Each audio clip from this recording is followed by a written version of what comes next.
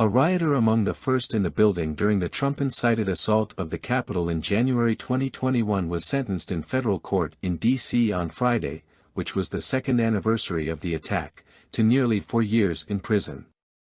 Jared Wade Hughes, a Montana man identified by the Justice Department as 39 years old, was sentenced to 46 months in prison after pleading guilty to a single felony charge of obstruction of an official proceeding, which prosecutors have frequently used against riot participants.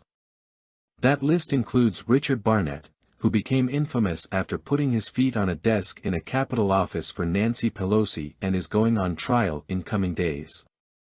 His defense argued Barnett can't be held liable for obstruction of an official proceeding because the proceeding in question, the joint session of Congress dealing with certifying the 2020 presidential election results, was already suspended when he entered the building, although his presence inside helped keep Congress from returning to its work.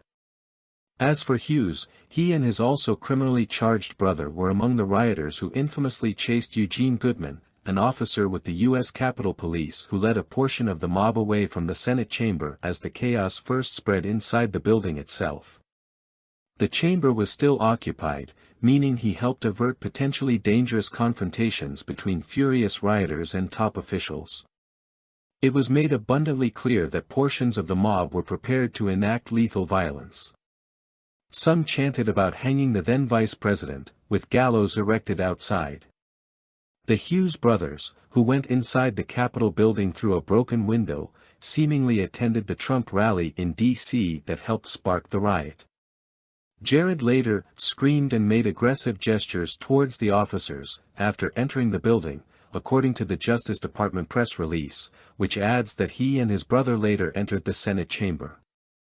Another rioter who also entered portions of the Senate chamber, Ronald Sandlin, ended up with a $20,000 fine, with prosecutors noting he was raising money from supporters in connection to claims of legal fees, although he didn't have any, instead using the services of a court-appointed defense since his Capitol riot case began. After the earlier sentencing of Jared's brother Joshua, the brother's attorney Palmer Hovstal summarized that federal judge Timothy Kelly wanted to send a message of general deterrence to the people that if you interfere with the peaceful transfer of power to newly elected leadership, then you do so at your peril.